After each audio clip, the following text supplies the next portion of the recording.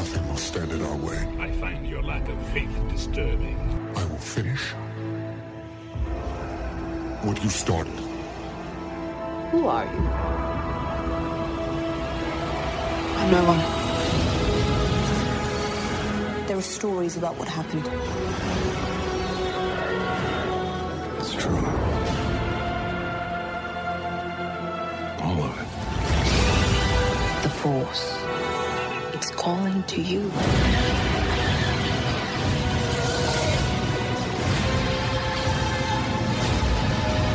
May the Force be with us. My nerd world. Just let it in. Oh, Jabba. Why does she get a blaster and I don't?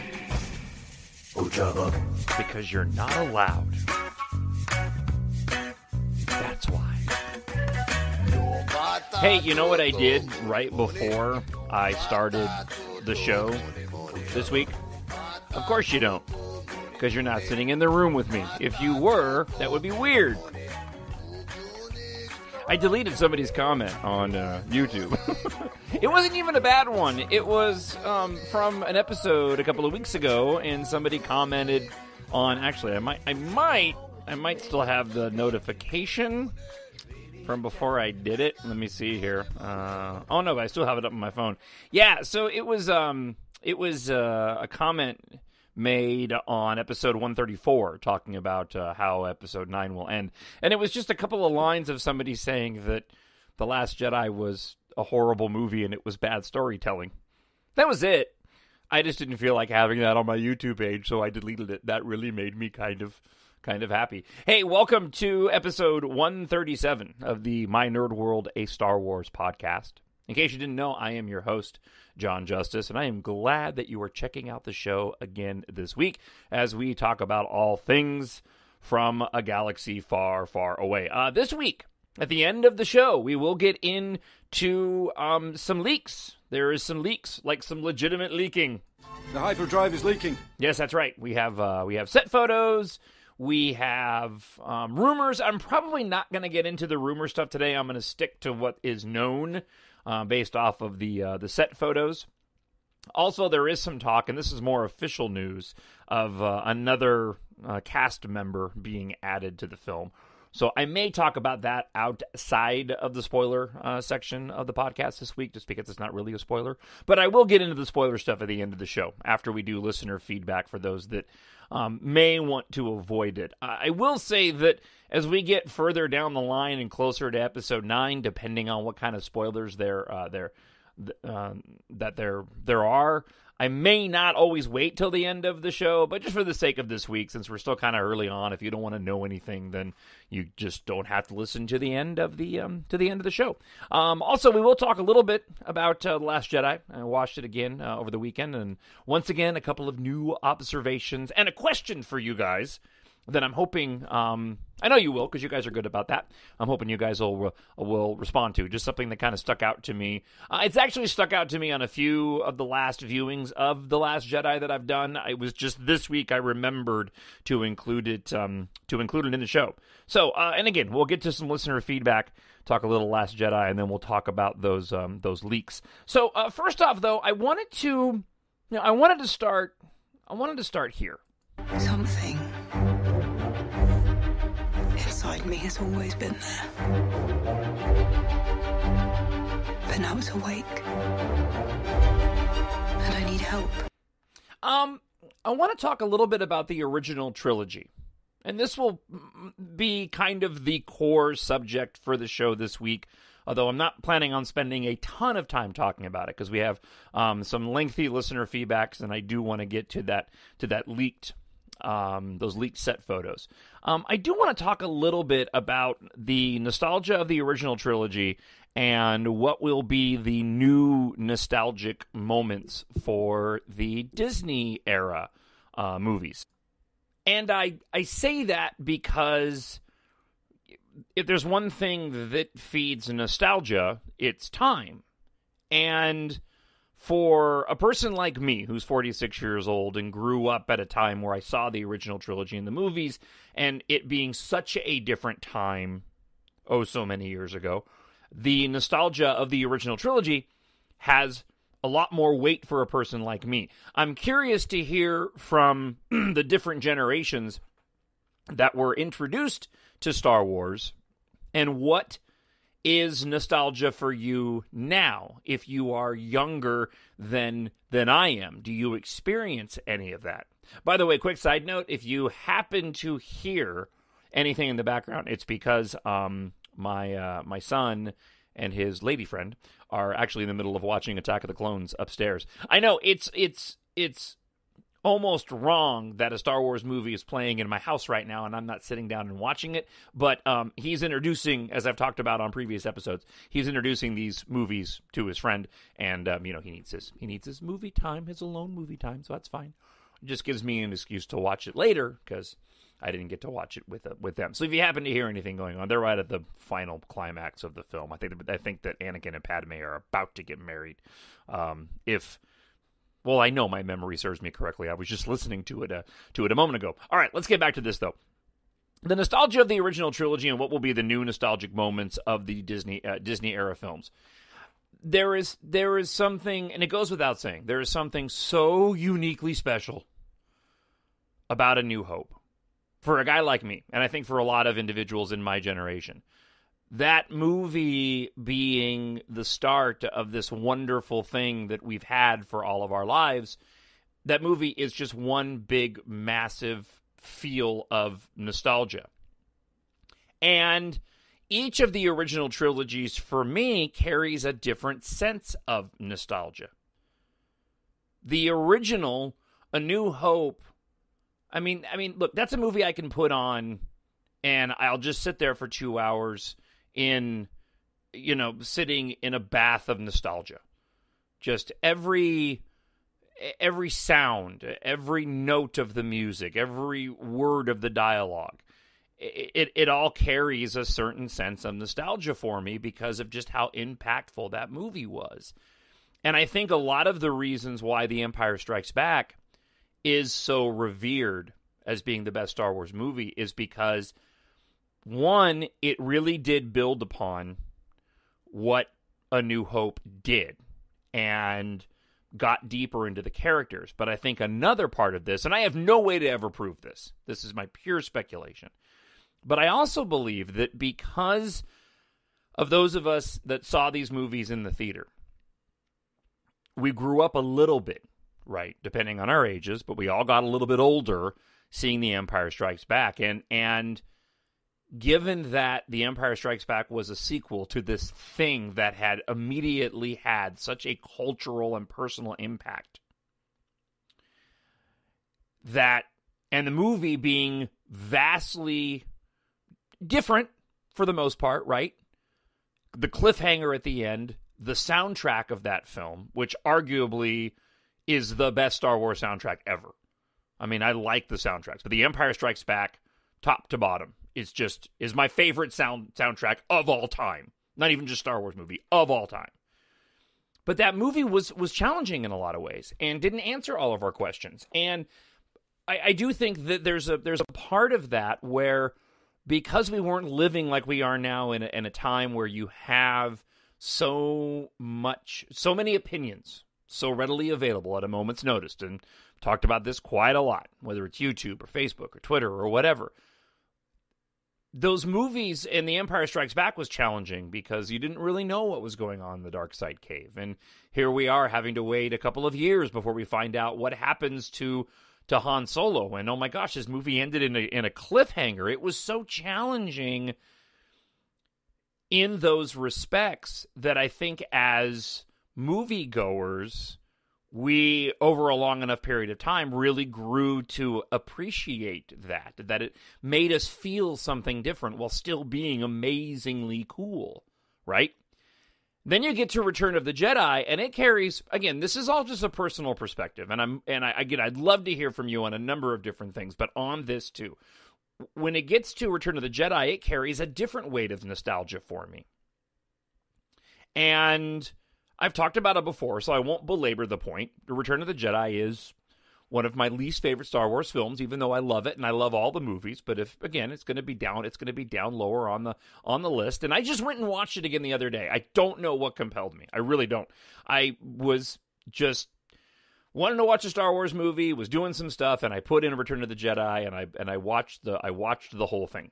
And I enjoyed it as I always do. But again, it is my least favorite. But it's funny because there's moments in that film that carry a different weight of nostalgia for me. For example, the tail end of the Attack of the Clones is just ending because I can hear the music in the background. I think they're actually at the wedding right now. I love the end of Attack of the Clones, by the way. Have you ever mentioned that? Those closing moments, and I'm just going to deviate. You know, and here I'll be good about it. Let me do this real quick. There has been an awakening. Have you felt it?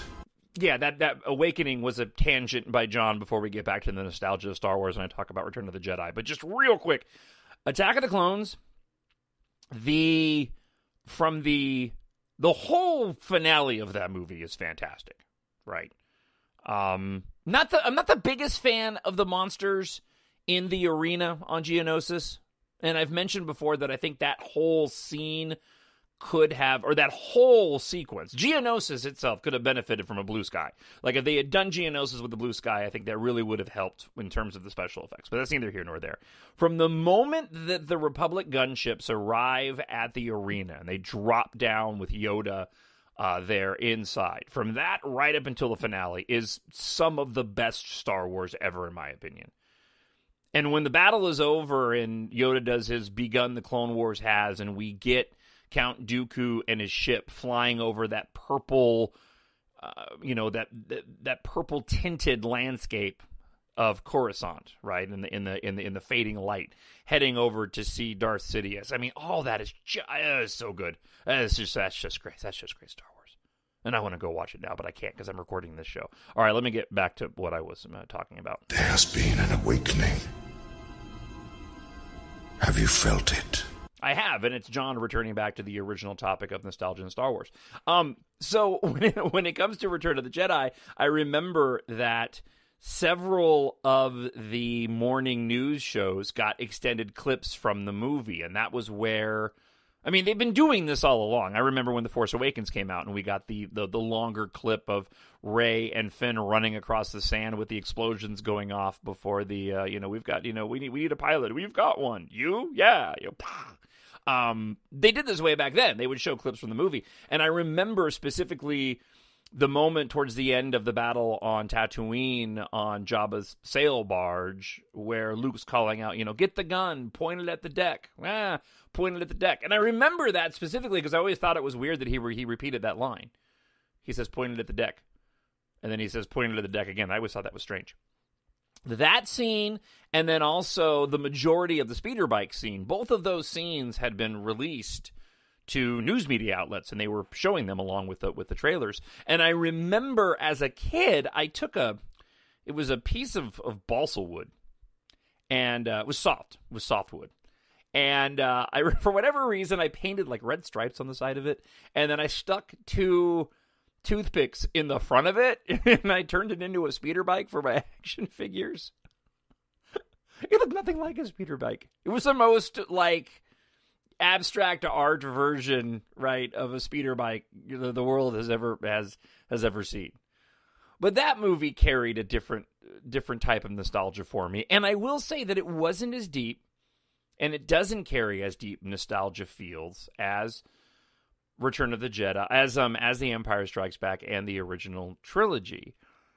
And that could be for a number of reasons. I was getting older at the time. I mean, I would have been pushing, 11, 12, right? Going on 13 at the time when Return of the Jedi came out.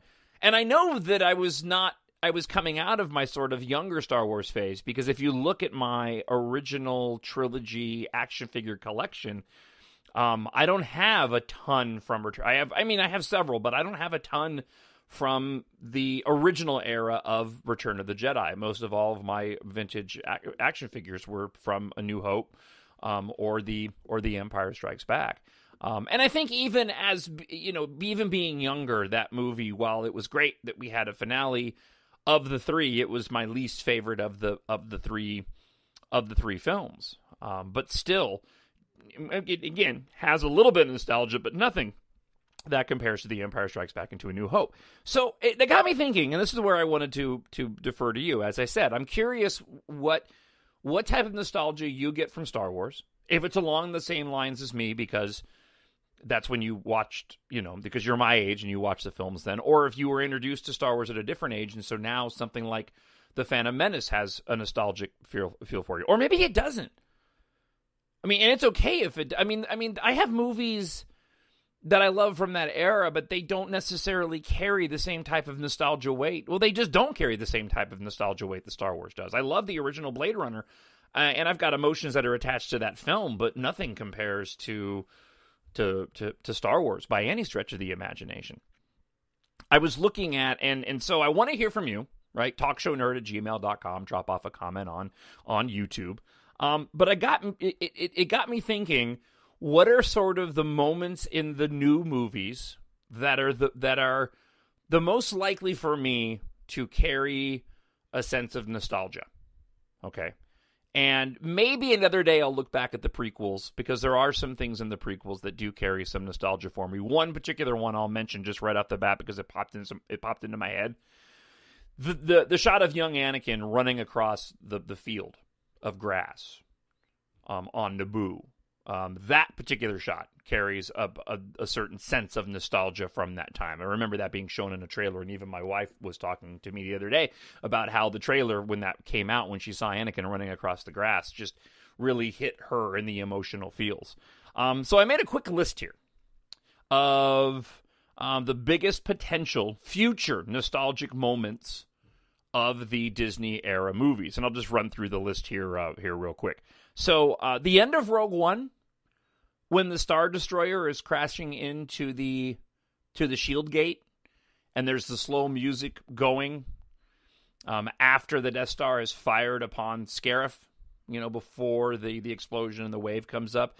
That whole moment before we see Vader heading over to, in the shuttle, over to the ship for the finale of the film. That whole movement, that whole moment for me, could potentially be a future nostalgic moment.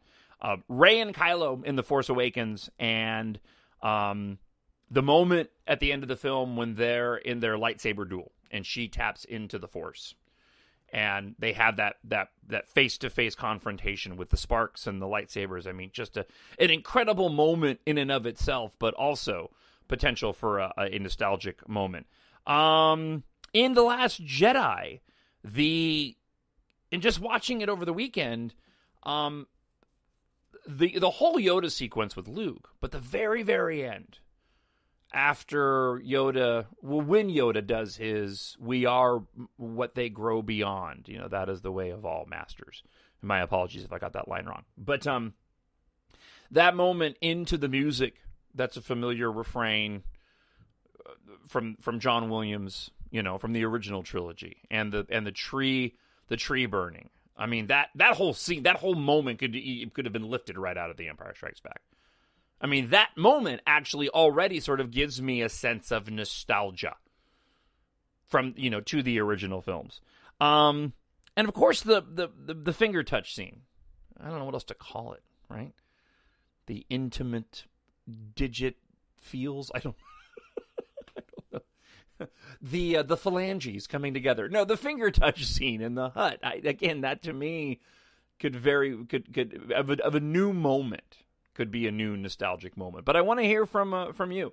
What moments from Star Wars past have the most nostalgia attached to them for you? And then what do you think the future is going to be? How are people going to look at these movies later on? I mean, they're still going to have that same type of nostalgia feel now that we're getting so many, and they're released essentially every single year.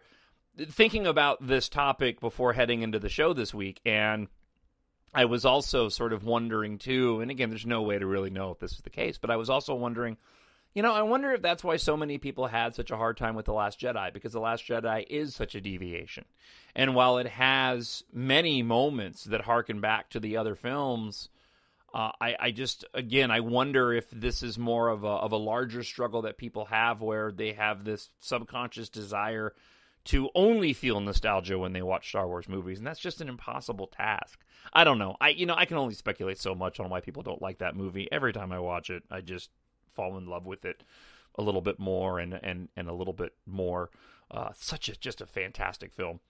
And one more quick point, and this is the other question that I had for you guys before we move on to the next topic for this week's show.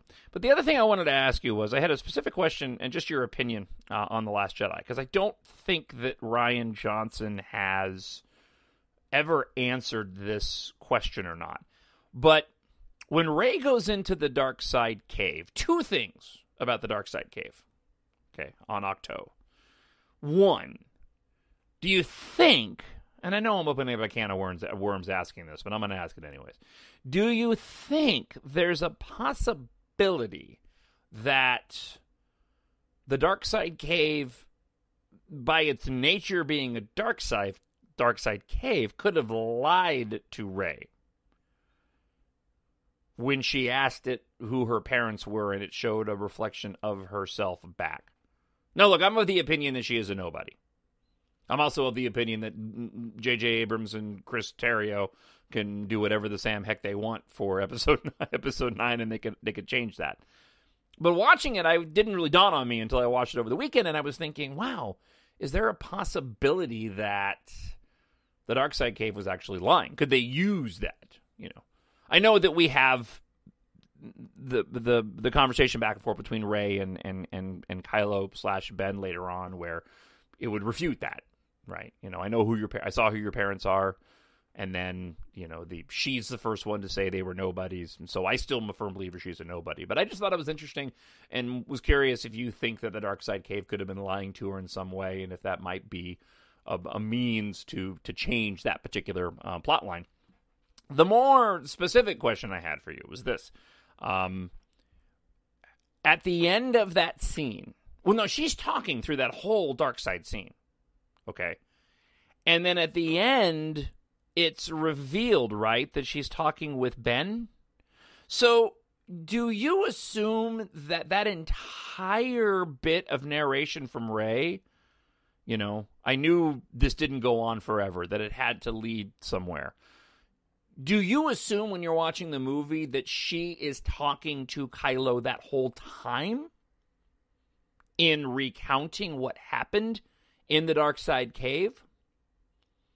I haven't really decided yet, and I was very curious what you think about whether or not that whole narration is actually Rey, while we were watching on screen her going through the Dark Side Cave and describing everything, but we find out at the end of that scene that she's sitting there in front of Ben.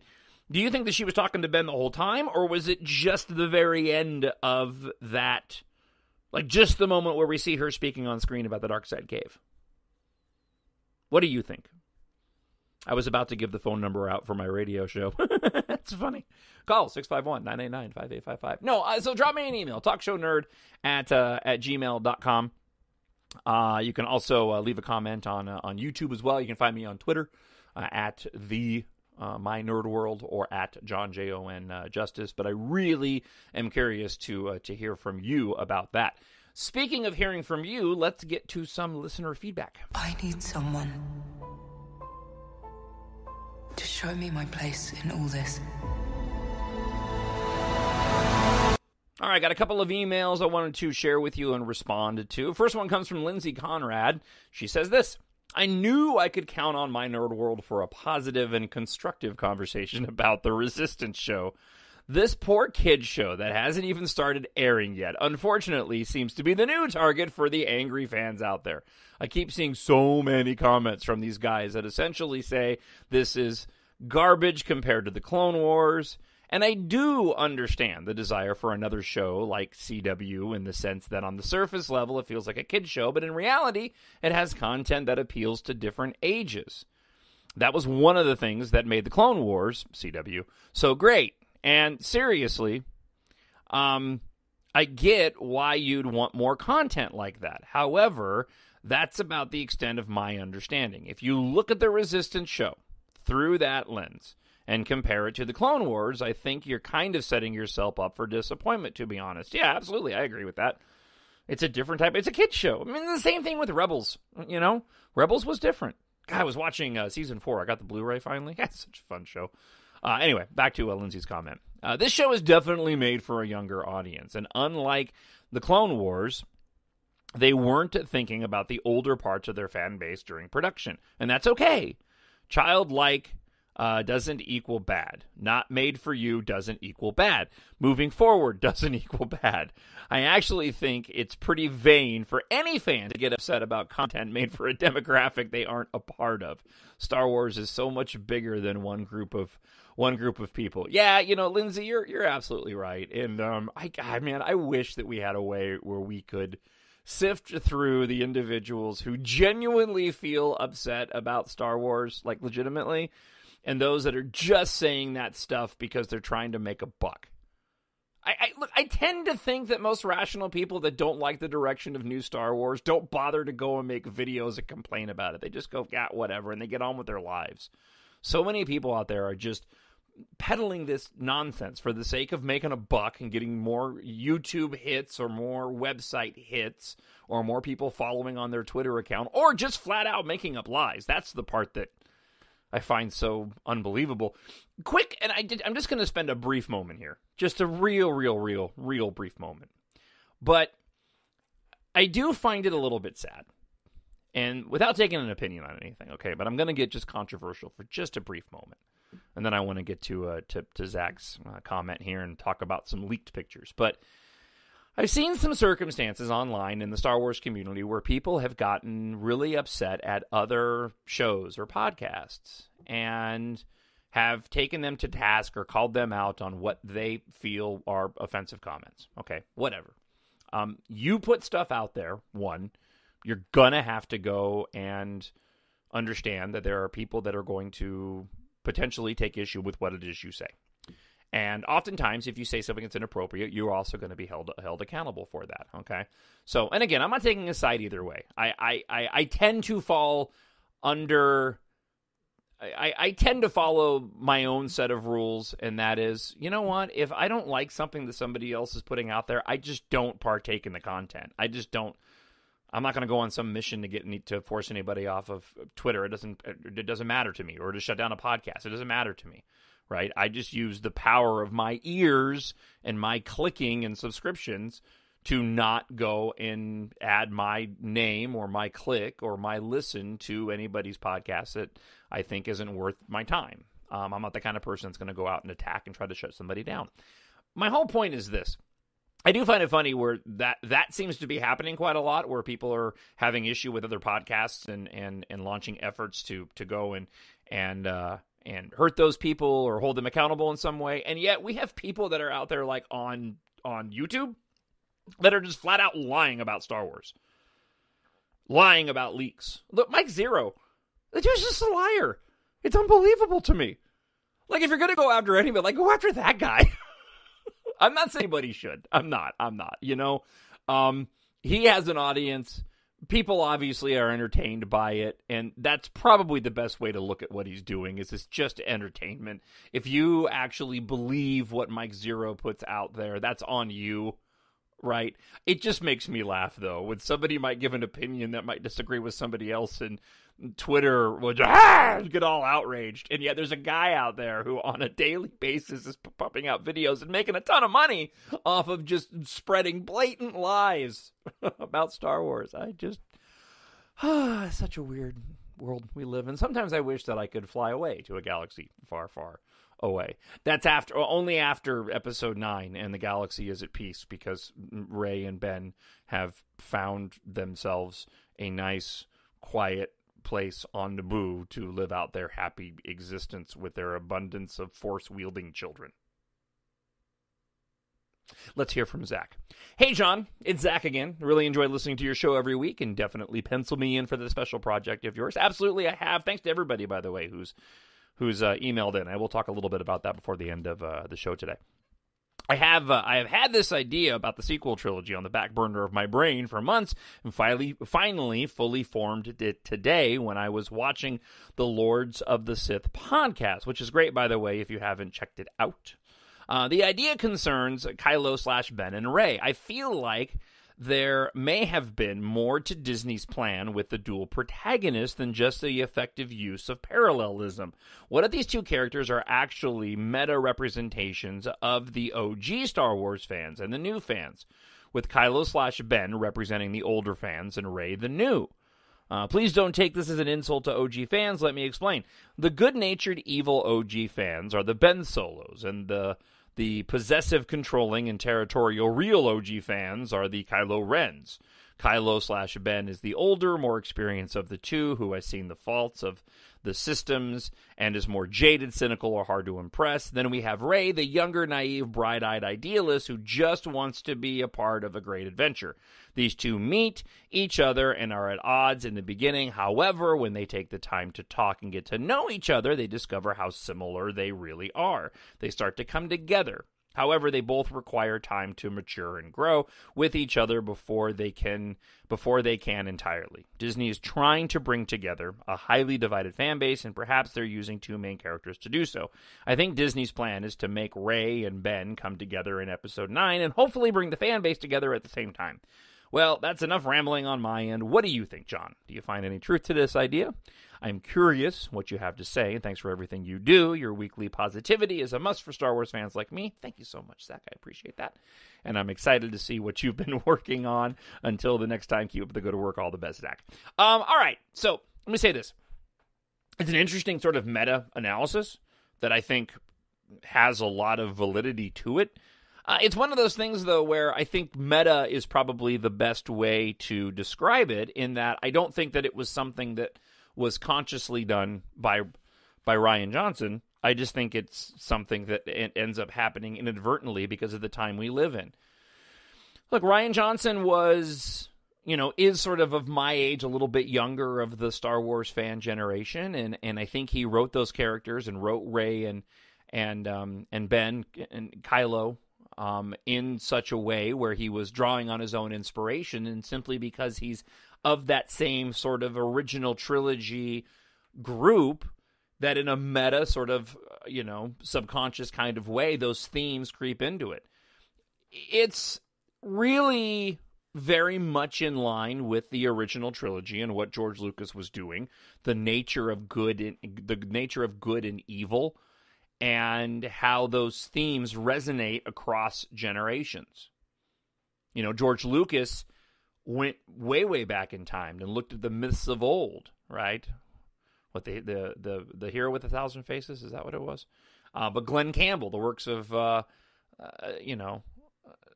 not Glenn. Oh my gosh, did I just say Glenn Campbell? I meant Joseph Campbell. Glenn Campbell, for crying out loud. This is what happens when you just ramble on a podcast. Okay.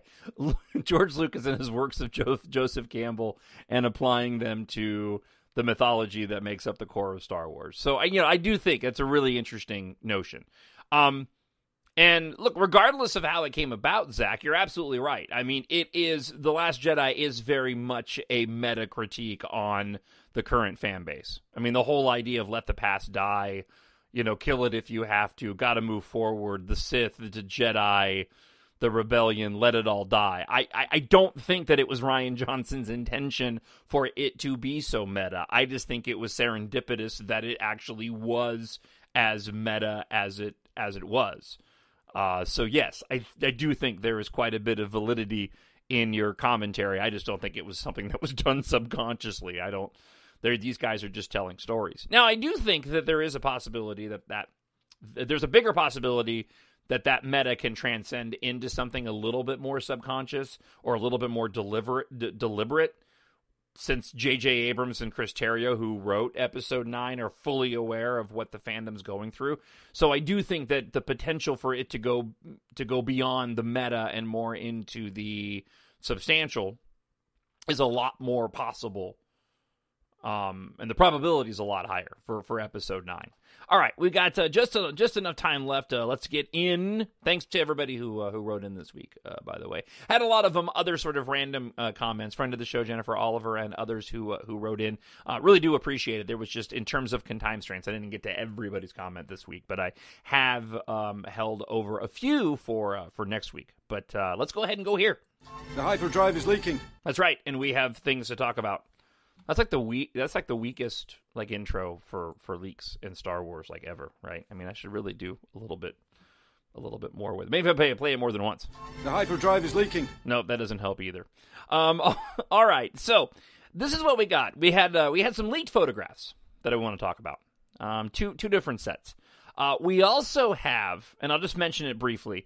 There's also word that's come out from Deadline, and Star Wars Newsnet has also reported this, that Dominic Monaghan from Lord of the Rings and from J.J. Abrams' past projects like Lost has reunited with J.J. Abrams for Star Wars Episode 9. The rumor was that he was rumored for a Jedi role, but I believe that he was rumored actually for a Jedi role back in Episode 7. So I'm not going to go down that road yet. Because obviously that presents some interesting storyline elements that would be a little bit hard to work through if there was a new Jedi. So all we know at the moment is that according to Deadline and StarWarsNewsNet.com, Dominic Monaghan from like I said, from Lord of the Rings and from Lost has a role in Episode 9. We don't know what it is. We also know that Kerry Russell just returned from filming in Europe. And just looking at a brand new report that apparently Greg Grunberg is traveling to London this week for Episode 9 shooting. So I don't know. I don't think he had been confirmed. I don't think that it says no major news here. I'm part of autograph groups on Facebook and I'm on Reddit right now. Saw someone who met Greg Grunberg, Snap Wexley, at Fairfax Comic Con, and he told the person at the booth that he was heading to the UK next week to film some stuff for 9. So we have another returning cast member and a bit of filming info. Looks like we're getting some Resistance stuff in London. Yeah, that's not a big shock. I just assumed, like I said last week, there's going to be a massive space battle in Episode 9, so it would make sense that Snap was there. And I know in one of the, I think in one of the comics, it was explained where he was, that he and others, Jessica Pava, were off on a mission during The Last Jedi, so that's why they weren't in The Last Jedi. So I think that's already been covered, so that's not a huge surprise there. All right, let's get to a couple of these photos. So 2 different photos. One shows a Millennium Falcon in a forest somewhere being shot in Europe. I've heard a lot of people speculating it could be a number of different locations. You just kind of see the side of as you can tell it's the Falcon, but it's sitting there in the middle of the forest. And some people, it looks like it could be Endor, it could be Kashyyyk, it could be Batuu, the location that the Star Wars Galaxy's Edge at the Disneyland theme parks takes place, and we know that's going to become a bigger part of the canon in the near future. So not a ton of speculating about that in particular on my end. The Falcon at a forest, I don't know. Tying all the trilogies together and going back to Endor doesn't make a ton of sense to me. But the other photos that came out this week are a little bit more interesting. And those photos include on the side of a hill, you've got some distant shots of Finn and Poe and Chewbacca on this sort of brownish, grassy hillside. There's some characters up above. Naomi Aki is also in the shot. There's some characters on top of the hill. Some of them are on horses that look to have some type of furry prosthetic. Probably not the right word, but they're covered in fur, and then they've got orange markers on the horses' faces. Obviously, where they will CGI in a different type of head, so they're not riding a traditional horse. What is most interesting about these particular shots are just simply the outfits that everybody's wearing. It's always fun when you see production photos, official production photos, and you find out what what outfits these characters are going to be wearing. I find that interesting. I mean, any element of Star Wars, right, when it gets leaked, we find interesting. So you've got Finn. He's got kind of a gray, a tannish vest on. He has some blue pants, a little bit different. Poe is in earth tones again, wearing an outfit that's not all that different from what he wore before. Kind of has more of a, somebody pointed this out on Reddit, kind of an Indiana Jones vibe to it. The horses I did find interesting, and I do have a quick thought on that. I'm probably not right, but if you look at the official poster for Solo: A Star Wars Story, and I'm pretty sure it's in one of the deleted scenes. I don't think it actually made it into the movie. But there was a moment on one of the planets where they're riding some type of large animal. It had huge horns on its head, and I think there's a possibility that that design that didn't make it into Solo: A Star Wars Story could be what they went for, since they probably already had the CGI work done in what they're riding on these mounted beasts in Episode 9. I went back and looked at the poster. The bodies on the other animals that were in Solo look a little bigger. But I did find out, I did go, well, that's really interesting. If they didn't use it for Solo and they already had the work done, then it would make sense that they could cut some costs by sort of transferring the model head of that animal, that space creature, from Solo into Episode 9.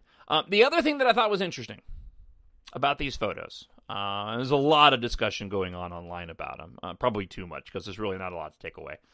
But the other thing I thought was interesting was that, so the three sets of pictures that we've seen so far, we have the photos I was just describing of Poe and Finn and Chewbacca and the people on the mounted horses, and then some other individuals on the planet who are dressed in sort of robes and capes and whatnot, very reminiscent of what the Rebels wore on Endor. I thought that was rather interesting, and so it's prompting a lot of speculation that maybe it's Finn's homeworld.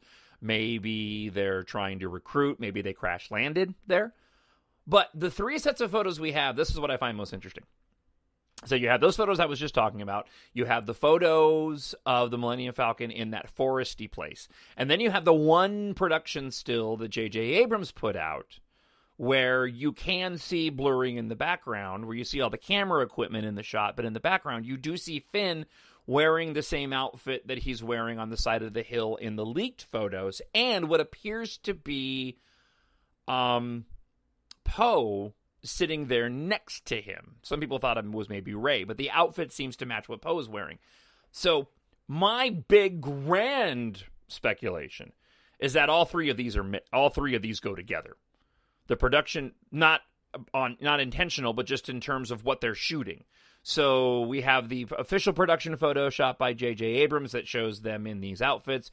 Then we see the Falcon that's in this forest, and then we see Poe and Finn and then Chewbacca on the side of this mountain, which could very easily be the same planet that the Falcon was on. So all that is to say, the big takeaway here is it looks like at least a portion of the film is going to involve Chewie, Poe, and Finn off on some adventure doing something on whatever planet this is on. To me, that sort of sparks this idea that, okay, is Rey not going to partner back up with Finn? And is she going to be going off on her own adventures since she has not been seen in any of these photos yet? That's the only thing that I thought was interesting. Because when you consider all those photos together, then that does make for probably a very large sequence of events, a big portion of the film, especially when we go and look back on other production photos that have been leaked before and what that ultimately ended up meaning and how big of the portion of the film it was. Like the shots of Canto Bight ended up being a big portion of the movie when we saw those leaked photos. So that's it for this week. Again, working towards the project, which I am slating right now for a November release. and hopefully within the next few weeks I'll be able to tease you guys with a little bit more details. But if you want to get in on it, join the mailing list, talkshownerd@gmail.com. Also have a brand new sponsor, Mac Weldon, coming on board next week. Very excited to give you guys a special offer through Mac Weldon, and we'll have all the details on next week's show. Spreaker, Stitcher, Podbean, YouTube, iTunes is where you can find the show. As always, thank you so much for checking out the show again this week. I hope you guys have a fantastic week. And again, email me, talkshownerd@gmail.com. And you can find me on YouTube at Jon Justice or at the My Nerd World. And we will talk again next week. The Force will be with you, always. My Nerd World.